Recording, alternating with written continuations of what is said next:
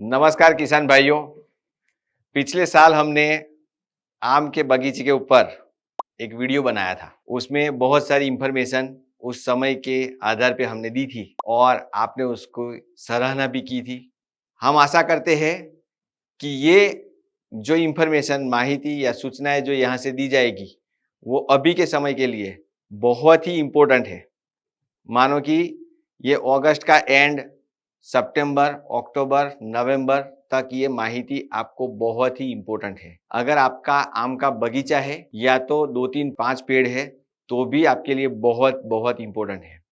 मैं वैज्ञानिक तौर पे इसमें अभी फर्टिलाइजर, न्यूट्रिएंट मैनेजमेंट और उसके साथ ही साथ में दूसरी क्या-क्या प्रॉब्लम आने की संभावना है और उसके आधार पे उसका सॉल्यूशन क्या-क्या है, उसका पूरा का पूरा मैं ब्यौरा देने जा रहा हूँ। तो ये पूरा का पूरा आप वीडियो ज़रूर देखें। हो सकता है कि आपका प्रॉब्लम फर्स्ट 10 मिनट में ना आए, उसके बाद में आए, इसलिए पूरा वीडियो देखना। और अभी तक आपने हमारे यूट्यूब चैनल को सब्सक्राइब नहीं किया है तो अब भी सब्सक्राइब कर ले, बेल आइकॉन पे दबा ले और पूरा वीडियो देखने के बाद आपको अगर लगता है तो उसको लाइक करें। अगर आपको लगता है कि इसमें कुछ मिसिंग है, कि कुछ छूट गया है, कुछ माहिती अधूरी है, कुछ सूचनाएं अधूरी है, तो आप कमेंट डालें। तो शुरू करते हैं कि आम के अंदर फर्टिलाइजर मैनेजमेंट, न्यूट्रिएंट मैनेजमेंट कैसे करते हैं, क्यों करते हैं और उसका इफेक्ट कहाँ पे कैसे होता है। आम एक राजा मतलब किंग टाइप का पेड़ है। जैसे अमरूद की खेती करते हैं या तो आप अनार की खेती करते हैं तो फ्लावरिंग चालू रहता है और फिर उसमें फल भी आते रहते हैं। तो आपको एक बहार मैनेज करनी पड़ती है उसमें। आप कोई एक बहार सिलेक्ट कर सकते हैं, लेकिन आम में ऐसा नहीं है। आम में एक ही बहार आती है, आमिया बहार आती है। तो वो राजा की तरह काम करता है। कैसे? 1 साल का साइकिल गिनते हैं, तो 1 साल के साइकिल के अंदर एक बार खाना खाता है, भरपेट खाना खाता है। फिर जो हम देते हैं उसको, वो तो सिर्फ आपूर्ति है, थोड़ा बहुत डेफिशिएंसी वगैरह आया तो आपने दे दिया, लेकिन खाना खाता है वो मानसून में, अभी खरीफ में, बारिश के मौसम में।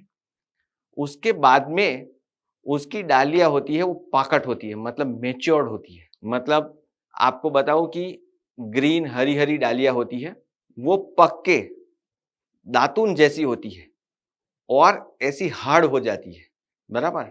जिसको वुडी बोलते हैं, वुड टाइप, लकड़ी टाइप होती है। अंदर से जीवन होता है, रस होता है, बराबर? आप तोड़ो तो अंदर से green slight green, light green निकलता है, लाइट येलो निकलता है, बट वो लाइव होती है, ऊपर से हार्ड हो जाती है। तो ये प्रोसेस जो है बहुत इम्पोर्टेंट है। आपको समझाने के लिए मैं पूरा का पूरा बताता हूँ। ये प्रोसेस पहले सॉफ्टवुड डेवलप होगा, मतलब एक पत्ता निकलेगा। पत्ते के अंदर कार्बन का जमावड़ा होगा, मतलब पत्ता ग्रीन होता है। प्रकाश संश्लेषण की प्रक्रिया करके उसमें खुराक, कार्बन, बराबर? कार्बोहाइड्रेट्स जिसको बोलते हैं वो जमा होगा। इस समय पे बारिश जब आती है तब जमीन के अंदर जो पड़ा हुआ खाद है या तो आपने डाला हुआ खाद है, उसमें से नाइट्रोजन ज्यादा से ज्यादा लेगा, फास्फोरस भी लेगा, थोड़ा सा पोटाश भी लेगा, सब न्यूट्रिशन जाएगा, लेकिन नाइट्रोजन ज्यादा से ज्यादा जाता है। नाइट्रोजन ज्यादा जाने से क्या होता है, जो भी टहनियाँ है वो टहनियों का विकास होता है, टहनियों पे नए नए पत्ते का विकास होता है। जहां जहां पे आपको गांठ मिलती है, बराबर, नोड जिसको बोलते हैं, नोड जहां जहां पे होती है वहां वहां से एक एक नई नई टहनी आती रहती है। कई किसान भाई इस समय पे प्रूनिंग भी करते हैं, छटनी जिसको बोलते हैं, कटिंग जिसको बोलते हैं, कि जो डिसीज वाली, रोगिष्ट डाली, कीटों ने नुकसान किया हुआ वो डाली, वो सब साफ सफाई करते हैं। तो अभी आपको करना है, खत्म करना है वो काम। साफ सफाई का काम खत्म करने के बाद हमको ये मुख्य काम करना है। कौन सा? तो कि नई नई डालियों की फुटान चाहिए अभी आपको। तो ये अगस्त का महीना, सितंबर महीना और अक्टूबर महीने तक, अगले 90 दिनों में, बराबर, आपको नई नई डालियां विकसित करनी है। उसके लिए आपको फर्टिलाइजर डालना है। अगर आपने पहले फर्टिलाइजर डाल दिया है तो कोई प्रॉब्लम नहीं है, लेकिन एक डोज आपको 15 अगस्त से लेके 15 सितंबर और ज्यादा से ज्यादा 30 सितंबर तक डाल देना चाहिए। ऐसा हमारा गिनती है, क्योंकि अभी आप फर्टिलाइजर डालोगे तो नया नया ग्रोथ होगा, नया नया ग्रोथ पे नए नए पत्ते आएंगे, नई नई टहनी आएगी और उसके बाद में अक्टूबर, नवंबर, दिसंबर, अगले 3 महीने उसको मैच्योर्ड होने का, जैसे मैंने कार्बन आया है उसको कार्बन को स्टोरेज करके डालियों में, डाली जो होती है उसको स्टोरेज करके उसको पकाने में, सॉफ्टवुड से हार्डवुड बनाने में उसको 3 महीने का टाइम लगता है। उस समय पत्ते भी मैच्योर हो जाते हैं। फिर जैसे ही ठंडी का मौसम आया, नवंबर आया, दिसंबर आया, तो उसमें फ्लावरिंग के हॉर्मोन्स कुदरती तौर पे बनेंगे और कुदरती तौर पे हॉर्मोन्स बनने के बाद उसमें फ्लावरिंग आएगा। तो उसके लिए पूर्व तैयारी अभी करनी है। एग्जैक्ट काम आपको पहला मैंने बताया क्लीनिंग का काम, सड़ी गली डाली आपको निकालनी है, साफ सफाई करनी है। कॉपर ऑक्सीक्लोराइड का आप स्प्रे कर सकते हो, जिसकी वजह से सड़ी गली डालियां जहां से काटी है वहां से फफूंद का रोग, मैंने उस वीडियो में ज्यादा ब्यौरा दिया था, उसको डाईबैक बोलते हैं। डाईबैक का रोग डेवलप ना हो इसलिए आपको कोई फफूंदीनाशक दवाई आपको छिड़काव करनी है। कॉपर ऑक्सीक्लोराइड 2 से 3 ग्राम या ज्यादा से ज्यादा 3.5 ग्राम, उससे ज्यादा नहीं लेना है। ऐसे आप स्प्रे कर सकते हो। ये काम होने के बाद अभी जो मेन बात है फर्टिलाइजर की, फर्टिलाइजर कितना डाले पर ट्री, तो वो कैलकुलेशन आता है उम्र के हिसाब से। आपके पौधे की उम्र कितनी है और सामने NPK और ऑर्गेनिक मैटर आपको कितना डालना है वो मैं आपको बताता हूं। वैसे नॉर्मली एक कैलकुलेशन सबके लिए बता देता हूं कि आपका पेड़ अगर 1 साल गुजर चुका है, मतलब पिछले मानसून में 2024 में आपने प्लांटिंग किया था, तो अभी 2025 मतलब 1 साल उसको हो गया है, तो उसको 5 किलो ऑर्गेनिक मैटर अच्छा सड़ा गला हुआ डालना चाहिए। यानी कि आप कोई भी गोबर वगैरह नहीं डाल सकते, क्योंकि इसमें ज्यादा फफूंद बैक्टीरिया आने की संभावना है, जिससे आपका पेड़ को नुकसान होने की संभावना है। और उसके साथ ही साथ में वहां पे व्हाइट ग्रब वगैरह भी आने की संभावना ज्यादा है। और व्हाइट ग्रब तो आया तो ठीक है, लेकिन उसके साथ में मैंगो स्टेम बोरर वो भी आने की संभावना ज्यादा है, क्योंकि वो गोबर में पलता बढ़ता है। इसलिए अच्छा सड़ा गला हुआ 1 साल का पौधा है तो 5 किलो लेना है, अगर 2 साल का पौधा है तो 10 किलो लेना है, 3 साल का पौधा है तो 15 किलो, ऐसे 5-5 किलो बढ़ाना है। जितना उम्र है उतना बढ़ाना है, लेकिन ब्रेक लगानी है कब? जब आपका पौधा 7 से 8 साल का हो जाए। 7 से 8 साल का पौधा हो जाता है तब उसके बाद में आपको 30 किलो देना है प्रति पौधा। ज्यादा से ज्यादा 50 किलो दे सकते हो, 50 किलो से ज्यादा देने की आवश्यकता नहीं है। दूसरा, अगर आपका पौधा 15 साल का है तो फिर आपको 30 किलो ही डालना है, 40 साल का है तो भी 30 किलो डालना है। बराबर, सिंपल है। अभी नाइट्रोजन, फास्फोरस और पोटास जो मुख्य खाद है वो आपको कब डालना है और कितना डालना है, तो यही ऑर्गेनिक खाद के साथ आपको जो मुख्य खाद है नाइट्रोजन, फास्फोरस, पोटास, तो उसका कैलकुलेशन है 100, 50, 100, ऐसा कैलकुलेशन है। पहला साल खत्म कर दिया है आपने तो आपको 100 ग्राम नाइट्रोजन देना है, 50 ग्राम फास्फोरस देना है और 100 ग्राम पोटास देना है। ऐसा करके आपको उसी आवृत्ति में बढ़ाना है।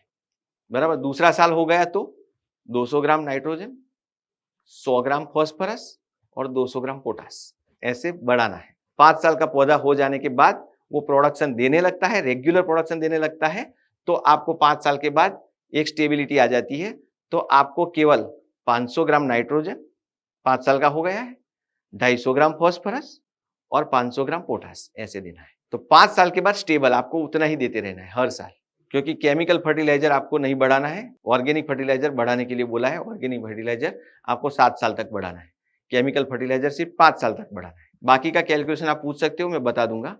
10-26-26 का या 12-32-16 का या तो 24-24-0 प्लस पोटास का ऐसे लोग डालते हैं, या तो DAP, यूरिया और पोटास ऐसे डालते हैं। वैसे बहुत सारे फर्टिलाइजर आते हैं, हम 12-32-16 का कैलकुलेशन करेंगे। तो 12-32-16 में 12% नाइट्रोजन, 32% फास्फोरस और 16% पोटास होता है। अभी मैंने आपको कितना बोला था फास्फोरस डालने के लिए? 250 ग्राम प्रति पौधा आपको डालना है। 250 ग्राम फास्फोरस डालने के लिए आपको 12-32-16 कितना डालना पड़ेगा? बराबर, तो उसके लिए बहुत सिंपल कैलकुलेशन है। परसेंटेज वाइज देखते हैं तो 32% फास्फोरस है उसमें। 32% फास्फोरस का मतलब यह होता है कि आप अगर 1 किलो 12-32-16 डाल देते हो तो 320 ग्राम फास्फोरस जाता है। आपको तो 320 ग्राम डालना नहीं है, आपको तो डालना है 250 ग्राम। आप भी कैलकुलेटर लेके कर सकते हो कि अगर आपको 320 ग्राम डालना है तो आपको 1000 ग्राम मतलब 1 किलो 12-32-16 डालना पड़ेगा, तो 250 ग्राम में कितना डालना पड़ेगा? तो 250 ग्राम इंटू 1000 डिवाइडेड बाय 320, समझ गए? लगभग 750 ग्राम आएगा। तो 12-32 आप 750 ग्राम डालना है पर पौधा। बराबर, ज्यादा डालने की आवश्यकता नहीं है। 5 साल और उससे बड़ा पौधा है। उससे छोटा है तो मैंने जैसे कैलकुलेशन बताया इसे कम कम कर सकते हैं आप। बड़ा है तो आपको सिर्फ 750 ग्राम डालना है। लेकिन 5 साल का पौधा है तो आपको इसके साथ 25 किलो ऑर्गेनिक मैटर अच्छा सला गड़ा हुआ गोबर का खाद डालना है। अभी मजे की बात यह है कि ये 12-32-16 है, मतलब उसमें नाइट्रोजन भी है और पोटाश भी है। अगर आपने 750 ग्राम ये 12-32-16 डाल दिया तो आपको उसमें 12% यानी 12×7=84 तो लगभग 100 ग्राम जितना नाइट्रोजन भी जाएगा। तो आपको 200 ग्राम नाइट्रोजन डालना था तो 100 ग्राम यहां से चला गया, बाकी का 100 ग्राम एमोनियम सल्फेट या यूरिया के स्वरूप में डाल सकते हैं। अगर आप यूरिया सिलेक्ट करते हो तो आपको 100 ग्राम नाइट्रोजन डालने के लिए यूरिया आपको लगभग डबल यानी कि 212-215 ग्राम जितना आएगा उतना डालना पड़ेगा। तो आपने 750 ग्राम क्या सिलेक्ट किया, 12-32-16 और नाइट्रोजन का जो पार्ट है वो निकाला हमने। 200 ग्राम नाइट्रोजन डालना था प्रति पौधा तो 100 ग्राम लगभग चला जाएगा 12-32-16 में से और थोड़ा बाकी बचा वो 225 ग्राम जितना यूरिया से हो जाएगा। तो 2 फर्टिलाइजर हो गए आपके। अभी तीसरा का कैलकुलेशन करते हैं। तीसरा का कैलकुलेशन ऐसा है कि पोटाश आपको 200 ग्राम डालना था, लेकिन 12-32-16 जब आप 750 ग्राम डाल रहे हो तो 16% यानी कि 120 ग्राम जितना 125 ग्राम जितना आपको पोटाश जाएगा इसमें।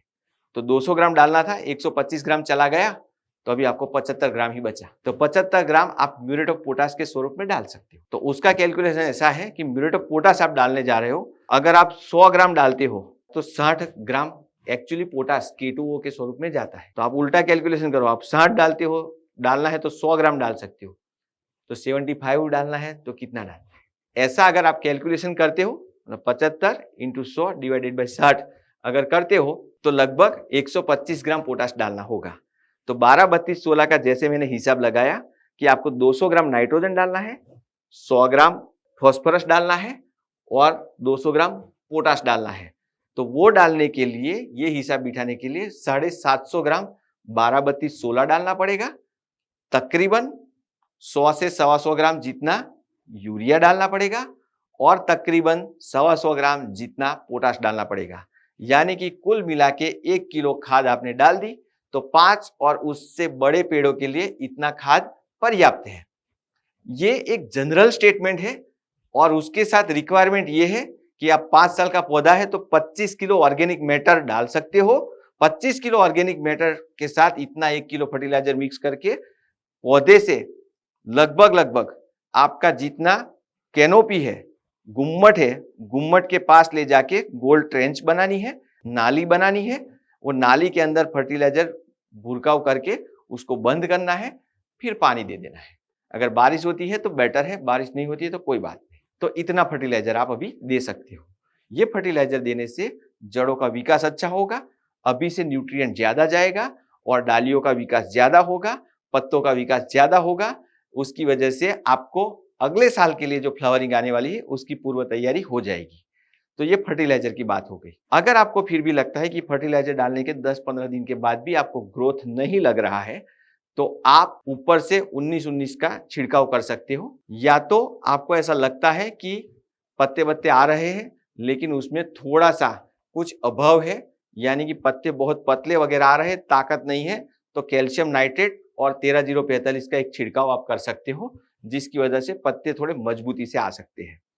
तो इस समय पे आप एक छिड़काव के स्वरूप में दे सकते हो। जनरली रिक्वायरमेंट नहीं है, लेकिन आपकी जमीन के आधार पे आप कर सकते हो। अगर आप बेटर है कि आप जमीन का एक टेस्ट करवा लो, जमीन के टेस्ट के आधार पे आपके जमीन में कितना नाइट्रोजन, फॉस्फोरस, पोटाश कम है या तो कैल्शियम, जिंक वगैरह की डेफिशिएंसी है, तो आप उसके आधार पे भी फर्टिलाइजर डाल सकते हो। जो मैंने बताया उसमें थोड़ी बढ़ोतरी आप कर सकते हो। अगर आपको ऐसा लगे तो माइक्रोन्यूट्रिएंट फर्टिलाइजर आप 8 से 10 किलो आपके राज्य का जो ग्रेड है वो भी डाल सकते हो। रही बात अगर आपको ऑर्गेनिक मैटर इतना अवेलेबल नहीं है तो एक जनरल मैं आपको बताता हूं कि ये ऑर्गेनिक मैटर का प्रॉब्लम सॉल्व करने के लिए आप संचार का उपयोग कर सकते हो। संचार में बहुत सारा ऑर्गेनिक कार्बन होता है और उसके साथ में बैक्टीरिया भी होता है, तो आपका बहुत सारा प्रॉब्लम सॉल्व होता है।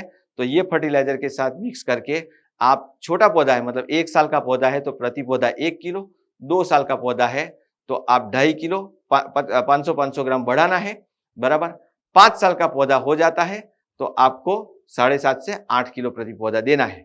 उससे ज्यादा नहीं देना है। और उत्पादन में आने के बाद रेगुलर अगर आप डाल रहे हो तो आपको केवल 5 किलो प्रति पौधा प्रति साल डालना है। और ये फर्टिलाइजर का मैंने जो भी ब्यौरा दिया वो आपको ज्यादा से ज्यादा 15 सितंबर तक डाल देना है। 15 सितंबर के बाद आपने डाला तो उसका उपयोग थोड़ा कम होगा, 100% यूज नहीं होगा। लेकिन बारिश थोड़ी ज्यादा खींचती है तो दिवाली से पहले पहले यानी कि 1 अक्टूबर तक लास्ट टू लास्ट डाल सकते हो। उसके बाद डाला तो आपका वेस्टेज जाने की संभावना ज्यादा है। और ऑर्गेनिक मैटर तो उस टाइम पे डालना ही मत, कोई मतलब नहीं है।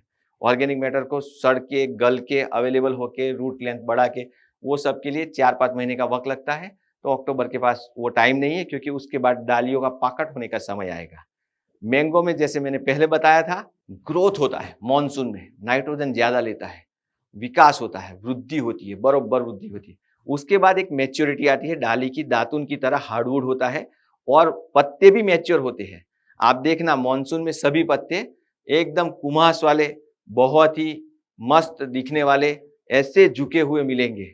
लेकिन धीरे धीरे पत्तों में कार्बन बढ़ेगा, मतलब पहले ऐसे झुके हुए होते फिर खिलेंगे। डालियां भी मजबूत होगी, लकड़ी जैसी होगी। तो ये पाकट की निशानी है। अगर ऐसा पाकट नहीं बन रहा है तो आपको अक्टूबर के अंदर एक 05234 का स्प्रे करने का मैं रिकमेंडेशन दे रहा हूं कि अक्टूबर की 15 तारीख के आसपास, दिवाली के आसपास अगर आपकी डालियां पाकट नहीं हो रही है, नई नई डालियां आ रही है, तो आपको समझना है कि आपकी जमीन में नाइट्रोजन की मात्रा ज्यादा है।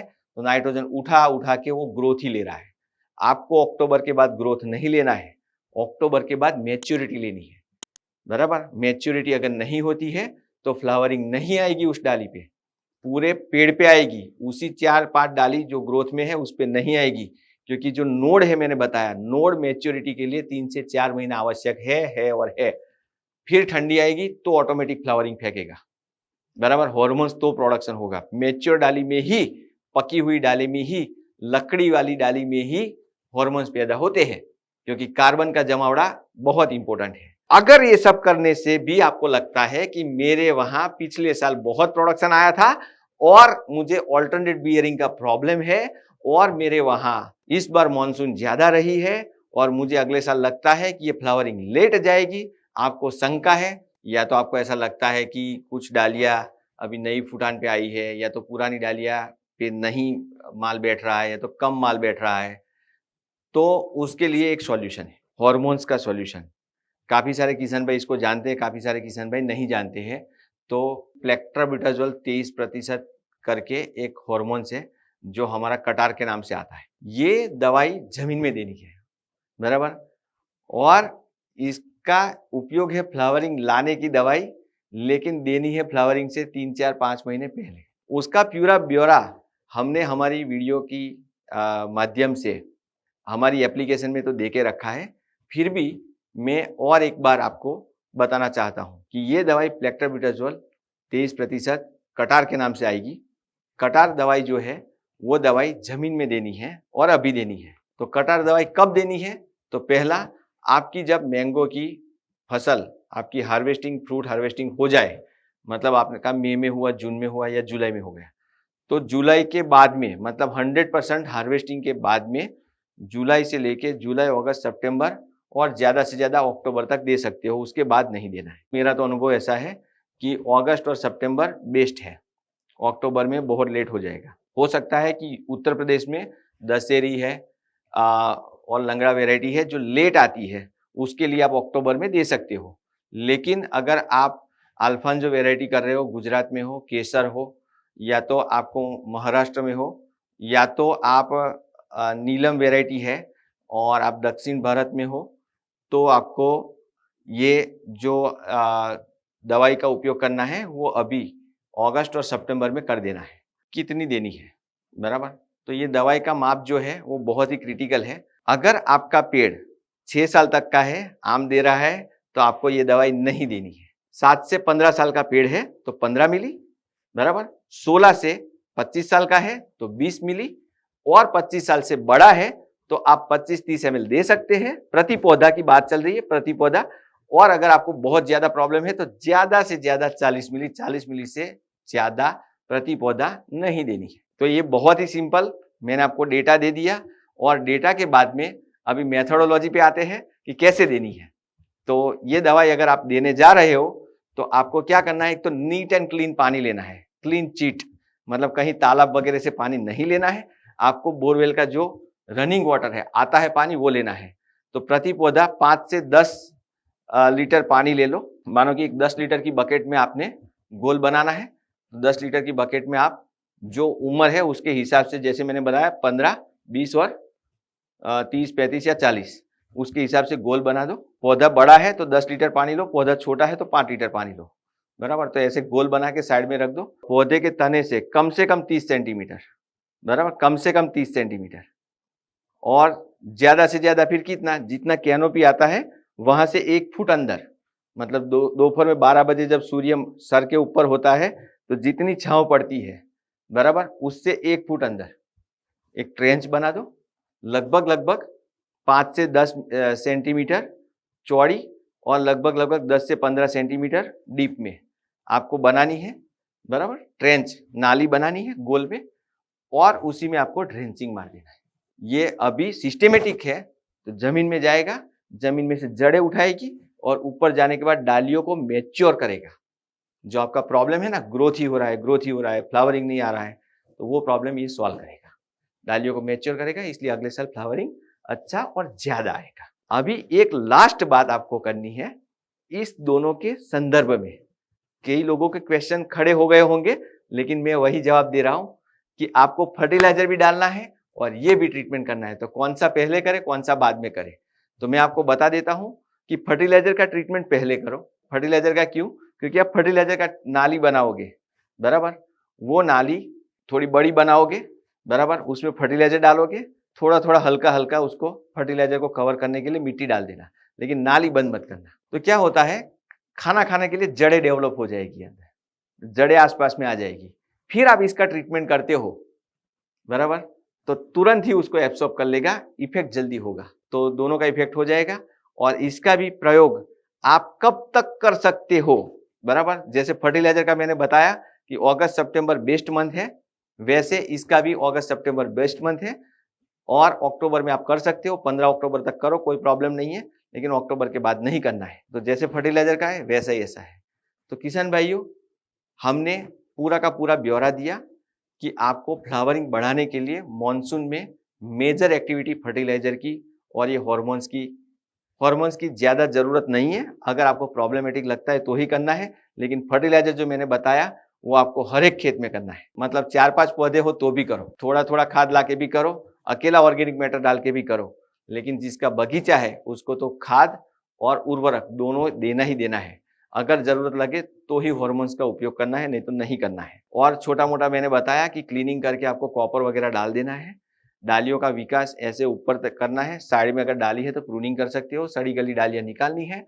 और साथ ही साथ में फंडामेंटल जो बात है कि अभी ग्रोथ होगा, ग्रोथ करवाना है, नहीं हो रहा है तो जबरदस्ती करवाना है।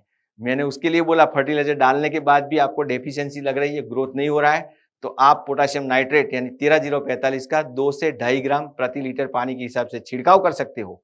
और अगर आपको वो भी कमी पड़े तो कैल्शियम नाइट्रेट भी साथ में ले सकते हो, वो भी 1.5 से 2 ग्राम डाल के छिड़काव कर सकते हो, जिसकी वजह से ग्रोथ भी होगा, पौधे पत्ते भी मजबूत आएंगे, डालियां भी मजबूत आएगी, और फिर बाद में मैच्योरिटी थोड़ी जल्दी आएगी। जितनी जल्दी मैच्योरिटी आती है उतना जल्दी फ्लावरिंग आएगा। तो ये सबको फ्लावरिंग को सपोर्ट करने के लिए मैंने स्प्रे, क्लीनिंग, जमीन में खाद का मेजरमेंट ईयर के आधार पे, और उसके ही हॉर्मोन्स का एप्लीकेशन उम्र के आधार पे मैंने आपको बताया। आशा करता हूं कि आपको पूरा का पूरा एपिसोड में कुछ न कुछ ज्यादा जानकारी मिली होगी, थोड़ी जानकारी मिली होगी। तो कृपया करके प्लीज आप पहले उसको लाइक कर दीजिए, अपने दोस्तों के साथ शेयर कीजिए, और साथ ही साथ में अभी तक आपने इस चैनल को सब्सक्राइब नहीं किया है तो अभी का अभी कर दीजिए, और बेल आइकॉन पे परफेक्टली दबा दीजिए ताकि ऐसी ही वीडियो आपको मिलती रहे। खूब खूब धन्यवाद। Thank you very much.